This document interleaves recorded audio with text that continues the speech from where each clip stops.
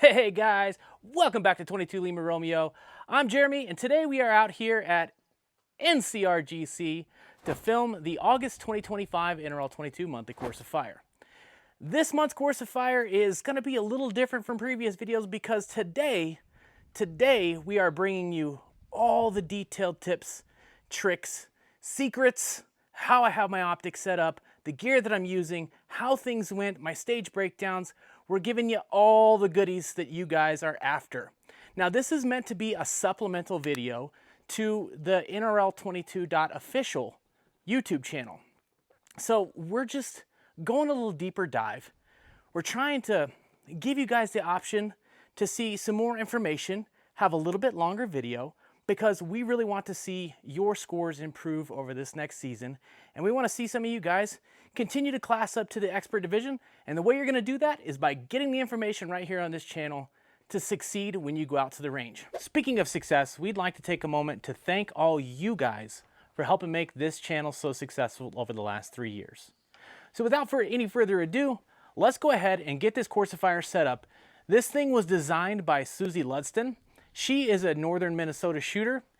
On paper, this thing doesn't look like it's going to be too bad. However, I have a feeling she's got some tricks and some things that are going to trip us up that's going to make this a lot more difficult in application than it looks on paper. Let's get this Course of Fire set up and see how this goes. All right guys, so for this stage, we're gonna be using the straight up Armageddon Gear Schmedium. I did wax the bottom of the bag to give me a little extra grip on those bottom legs. We're gonna be shooting this stage with the optic set at 12 power. I'm gonna have my elevation dialed to 0.4 because that is my 66 yard dope. And then I'm gonna do holdovers for the 99 yard target because you're gonna need to move a lot in this stage and dialing that just isn't gonna work. So we're gonna do holdovers. I'm gonna have my parallax set at about 75 yards, so that way both target banks are nice and clear at that 12 power. This is not a complicated stage, but remembering your target sequence and referring to your dope card, remembering what position you're gonna be in, all those things are definitely gonna play a factor in this one. I will say that shooting off of the right leg is probably, if you're a right-handed shooter, is probably gonna be pretty challenging for most people.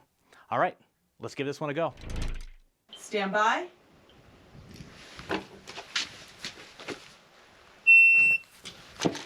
All right, guys, let's get into the nitty-gritty of stage one. First position is from that left tip. I'm going to build into a wide base position. We're going to engage these targets large, small, and then we'll take our shot at the far target.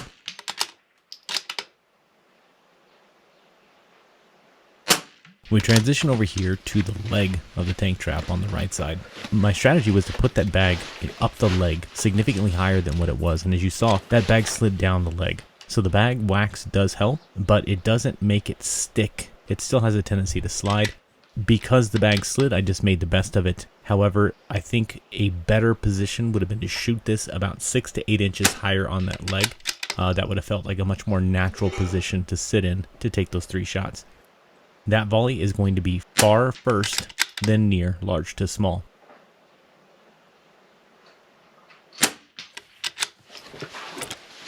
That was uncomfortable.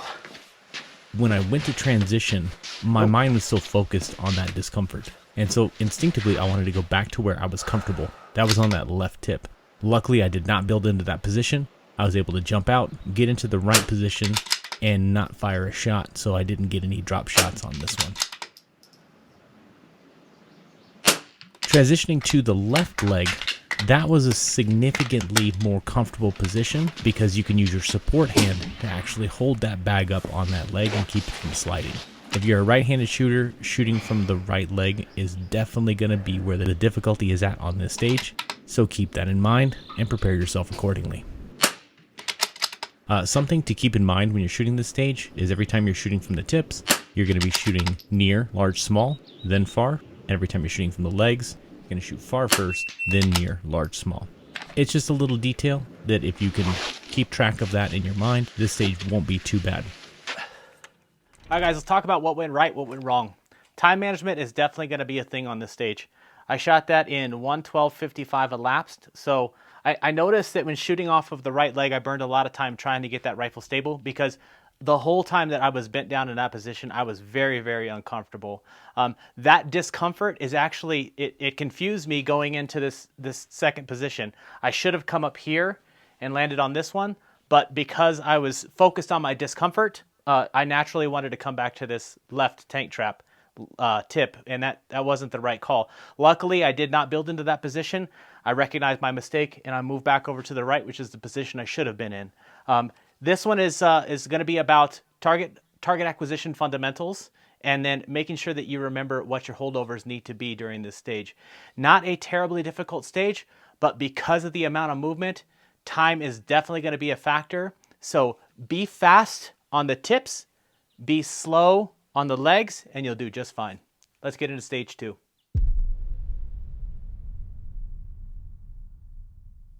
For this stage, I'll be using the Grey Ops CNC Mini Plate Pro as the bag and the Armageddon Gear Mini Plate Pro pad. Then I'm going to have my optic dialed at 0.2 because my near target dope is 0.16. So I'm just going to round that up to 0.2, dial that into the optic as my 0, and then I'm going to reach out and touch the far target with a 1 mil hold because the far target is a 1.2. So just do a little deduction there. That makes it a nice round 1 mil hold for that far target. This stage is going to be a bit of a trap. Now, you're going to be able to move through these ladder rungs pretty quickly with either the tripod, if you have some practice with it, or with just the practice that we've done off the ladder at previous matches. But you're going to have some stability with the tripod that you would not find using just yourself as your anchor point. So I think I want to run this both ways to see if I'm able to gain any additional impacts, because it's more important, being as this is the time stage, it's more important to get those impacts than it is to go fast. So the stability that the tripod brings might be the advantage because you're able to get all your rounds on target versus not using that tripod and having a little bit of a wobble zone to contend with. So let's try it both ways and see how this goes. Understand the course of fire? I do. Shooter load and make ready. All right, guys, rocking and rolling into stage 2. This is our time stage for the month, so this is our opportunity to go fast and don't suck. Ready?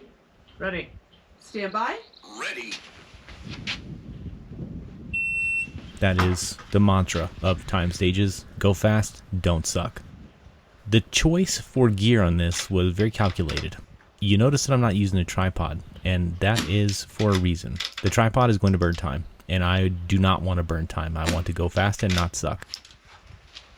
Luckily on this stage, we have a unique opportunity, especially considering the course of fire for this month. This is a pretty simple stage. It's not a mind bender. It's not meant to really make you think. It's just meant to test your position building and target acquisition capabilities, which is exactly what it does.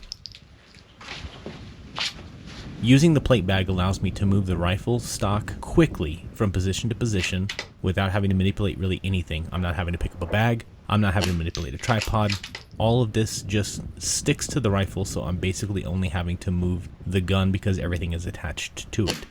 Because everything is attached to it, this really does allow me and afford me an opportunity to go fast. When I have the opportunity to go fast on a simple stage like this, that is absolutely my goal. I want to score as many bonus points because those bonus points can definitely make the difference in a match win or a second place finish. I'm going to go ahead and wrap this stage up. We're going to try this with a tripod, and I'm going to show you the difference that it makes having to manipulate all that extra gear. Shooter ready? Ready. Stand by. Ready. So we're back and we're running with the tripod this time. You'll notice that I have the bag in a completely different position on the rifle. This time, because I'm using the tripod for rear support, I've got the bag stuck out way on the fore end of the rifle, just like I would a bipod. Because I'm anchoring the stock of the rifle to the tripod, putting that bag on the fore end allows for a little less movement of the muzzle when building into position and trying to get stable. When you see the reticle stop on target, you'll notice that it is significantly more stable than it was when I was shooting without the tripod for rear support. Now, there is definitely something to be said for gaining that stability. It helps. It really helps if the targets are exceptionally small. This stage definitely pushes the envelope a little bit on target size, but having the additional stability does not help you pick up those subtle wind changes, and even though you're more stable, you can still miss a wind call and have a miss on a stage like this.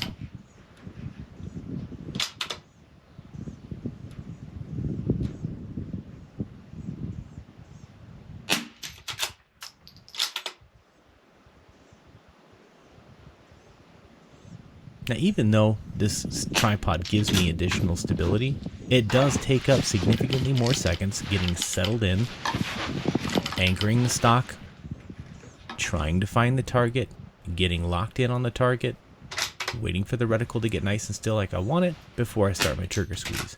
As you can see, I broke my 8th shot 3 seconds slower than when I had finished the stage without the tripod. Is the tripod worth the cost and time? Only you can decide that, but for me, I didn't feel like it was worth it. Let's get into stage 3.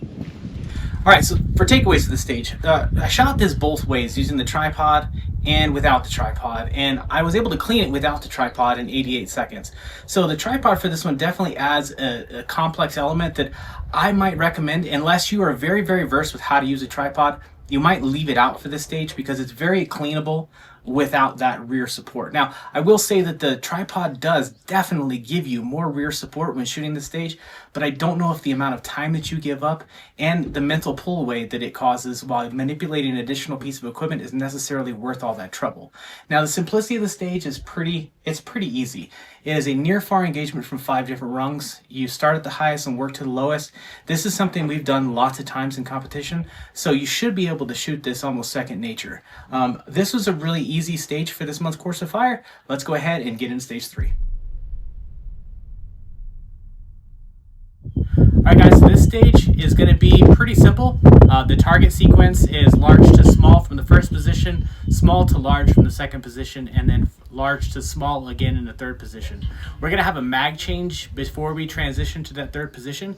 I'm going to have my optic dialed at 0.1 down because of the 43-yard KYL, and then I'm going to have my parallax set very, very clearly, and I'm going to set that parallax when I'm up at 25 power. So you'll notice as I make my way through this stage, I'm going to be ramping that magnification up and back down again as I make my transitions so I can find that rack quickly, but I'm going to go high magnification so I can get those fine adjustments to make those impacts on the KYL count. Let's go ahead and run this one and see how it goes. Okay. Getting going into stage 3. Guys, I really hated the stage. It kicked my ass. Ready. I shot it 9 times. It was a beast of a stage, and not because the stage is difficult. I don't want to misconstrue that. The stage is actually pretty simple, and I really liked the design of the stage, but I made a lot of mistakes in setting things up, and the trigger cam, and forgetting cameras. I mean, just a whole host of problems, but I won't bore you guys with that.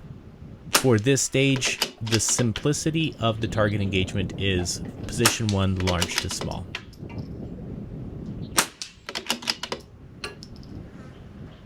We're going to ramp that magnification back. We're going to move into position 2, and we're going to shoot from position 2, small to large. Now, you'll notice that I'm setting the bag sideways so that I can get a large portion of that stock on the bag. I'm using the WeBat as an anchor point for the stock of the rifle. That way I'm shooting this basically modified prone. You'll notice when I finally lock in and get lined up on that 1/4-inch target, the rifle is rock solid because I'm just shooting a modified prone, and I'm able to rip through those targets very quickly, firing those shots off with splits, hovering around 2 seconds in between each shot. You can go quick when you are stable. Now we're going to change mags. We're going to build into position 3. You'll notice I ramped that magnification back down. That way I can find those KYL targets quickly. Those big, beautiful Midwest precision KYL targets. I'm going to ramp the magnification back up, and we're going to send our last volley, which is large to small. You'll notice that I'm still very stable. I'm using the WeBat strapless behemoth to fill the void underneath the stock. I'm resting it on my left leg, another modified prone position. This stage should not have been nearly as hard as I made it, but we struggled through it, and I was done with it by the time we got to the end of that clip. Let's get into stage 4. All right, I'm done with that stage. All right, so what went right, what went wrong? This stage gave me a lot of trouble, and it was a lot of electronics difficulties. We had a lot of trouble with the SG shot timer and picking up false false shots, like when I dropped my magazine, it picked that up as a shot. Just a lot of trouble. And unfortunately, like when you run into that kind of frustration, that translates directly over to your shooting. So point of order in this one is to, no matter what is going on, try to keep your cool and don't let little things frustrate you, because it will definitely affect your shooting game. As far as what went right on this stage, I felt like dialing the magnification out and back in between transitions, that really did help me acquire that KYL rack a lot faster than if I was hunting for it, because of the narrow field of view when you're at higher magnification. Definitely worth the time to crank that magnification back in between your transitions there. Transitioning to the last position is a great time to do your mag change. This stage can be shot with just a Schmedium. It can be shot with the Grayop CNC Mini Plate Pro, but the way I chose to shoot it was with the bipod on the barrel. And then it allowed me to get a really good wind call for that first shot. I was able to follow up the rest and make those impacts. But I wanted to kick that bipod out of the way for the 2 low positions on the bucket. Luckily, with the ARCA system, you're able to get those bipods, off your rail or completely out of the way if necessary really quickly. That is the beauty of ARCA, and if you do not have it yet, I highly recommend you get into it. Once you go ARCA, you never go back. Let's go ahead and get into stage 4, see what it has in store for us. All right, for stage 4, we have a prone stage, troop line. This is about as basic as it gets. For this stage, I'm going to have my optics set at 16 power. I'm going to leave the elevation dialed purely at 0, and I'll have the parallax set at 55 yards for that first target. The target sequence on this one is a little tricky. So the way I'm going to write the dope card is in the shooting order that we need to take. So 1, 3, 5, 2, 4. That's how I'm going to have the dope card written. You guys can see that on the screen now. But I don't want to get tripped up in the target sequence by writing them in range order, because then your brain is having to jump around in that sequence on your dope card. I don't think that's a wise idea. That seems like a good place to get tripped up and lost. So the way I'm going to have it written is 1, 3, 5, 2, 4. Because this is just a prone stage, I highly recommend you stay focused on your fundamentals. Make sure you're spotting where those bullets are impacting the target and make those minute corrections as you see the wind affecting the bullet downrange. Let's go ahead and get down and shoot this one and see how it goes. Understand the course of fire? I do. You're good to load and make ready? All right, guys, diving straight down into our prone stage for the month. This stage, I think, is really, truly intended to mess us up and get us off sequence as we're making our way through the stage. So having a very well organized and well written dope card, I think, is going to be the key to success on this one. Besides paying attention to the dope card, your marksmanship fundamentals are going to be a factor here. The 1 inch at 55 and then particularly the 1 inch at 65 yards, those are relatively small targets if you don't have a dialed rifle or if your fundamentals are suffering a little bit and you haven't done a lot of practice on the bench. So in the lead up to this course of fire, you might want to do some bench work to kind of familiarize yourself and, re-solidify those fundamentals in your mind so that you can employ those when it's your turn to shoot this stage. Now, considering the target engagement is super tricky and we have 2 targets that are the same size at different distances, pay very, very close attention to what target you're on. And if you have a match director who aligns the targets from near to far, starting from the left with the nearest and working your way out to the right, open up your field of view by backing your magnification down a little bit. So that way you can really see those targets, multiple targets in your optic, and that'll help you keep track of where you're at and where you need to be taking your next shot. I think keeping track of where you're at and where you're going is going to be a factor, and it's going to help you achieve more impacts, and it's definitely going to keep you from making a mistake and getting off sequence when shooting on the stage. Now, by and large, these are relatively generous targets, except for the 2 1-inch targets at 55 and 65. The rest of these are relatively large, and they're going to be generous to wind or elevation adjustments that you need to make. So just don't forget your mag change if you're running 10-round mags, and this is a good way to exercise those fundamentals. Let's get into stage 5.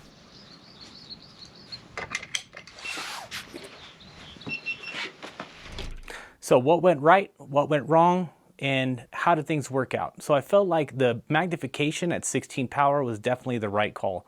I had to make some minor modifications to the parallax shooting the stage. I had to make one adjustment so that I could make sure I can see those far targets and see the impacts happening. And I want to bring those targets into a little bit more clarity than what I had at that 55-yard parallax. No dialing was definitely the strategy to go with on this stage. We finished it in 90 seconds, and I feel like I could have probably shot it faster, but I wanted to focus on the fundamentals. If you try to dial on the stage, there's a good possibility that you can get it done in time, but you're really going to be stressed for time if you decide to dial. So holdovers, I feel, is the best strategy for this stage.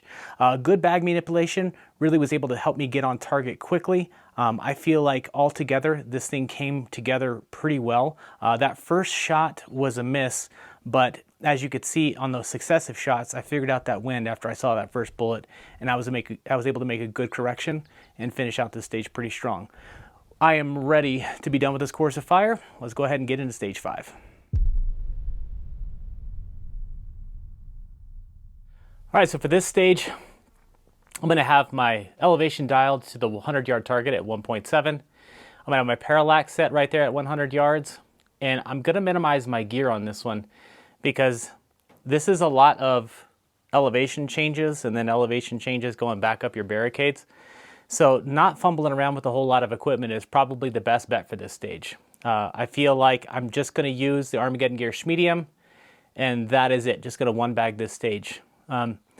We will see how this goes, but considering it's only a 2-target stage with 5 different positions, it should be pretty simple.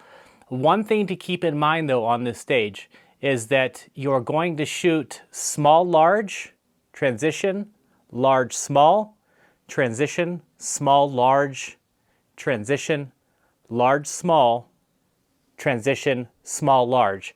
So understanding that you're going to switch your starting engagement every time you transition will keep you from getting off sequence and possibly sacrificing some impacts. Let's go ahead and shoot this one and see how it goes.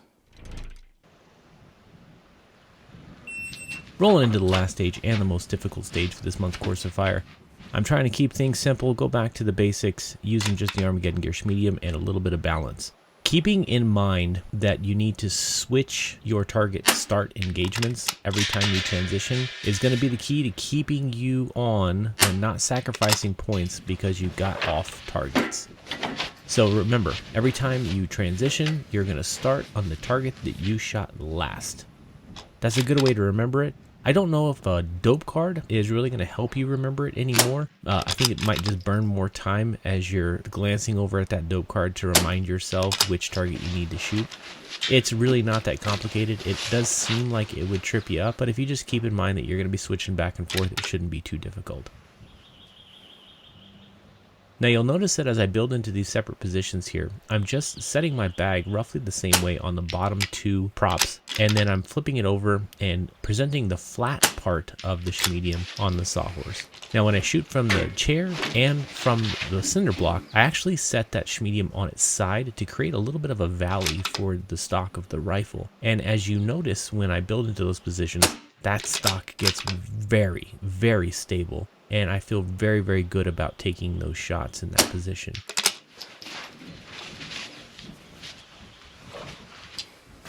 I do spend a substantial amount of time building into position and trying to maintain my stability from the top of the sawhorse, because wouldn't you know, that is one of the most unstable props, at least ours is, in the standard barricade list. So I really do need to spend extra time making sure that I'm minimizing that wobble zone so those impacts make contact with the target.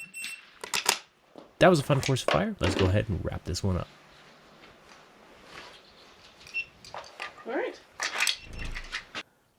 All right, so what went right, what went wrong, how did this one go?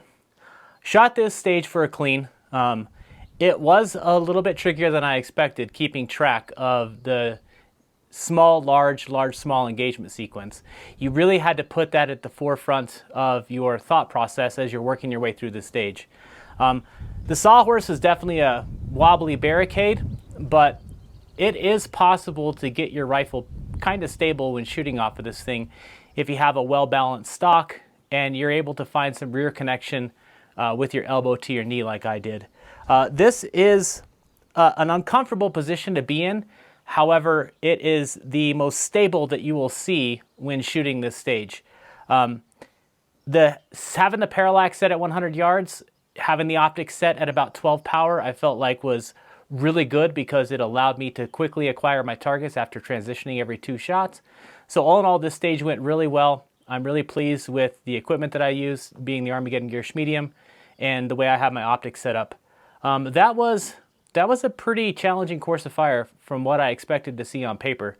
So let's go ahead and wrap this one up and get out of here. All right, guys, well, that is a wrap for the August course of fire. We really do appreciate you being here, and we hope you found this video extremely valuable and insightful. The goal has always been to help you guys improve your scores over the seasons and help you get to the national championship. Honest to God, I really do appreciate when I get to meet you guys out on the range. I know that at the end of every video I say I hope to see you out at the range. That is the truth. Those interactions that we have when I meet you at a next match or when we get to run into each other at the national championship, that really does, that's fuel to my fire to keep me coming back out here month after month to film these course of fire videos. So again, we really do appreciate you being here. We really do hope that you found this information valuable. Be sure to tune in next month. We're going to do more of the same. We're going to give you all the strategies that we have to help elevate your scores in your game for this upcoming season. Thanks again for tuning in, and we really do hope to see you out on the range.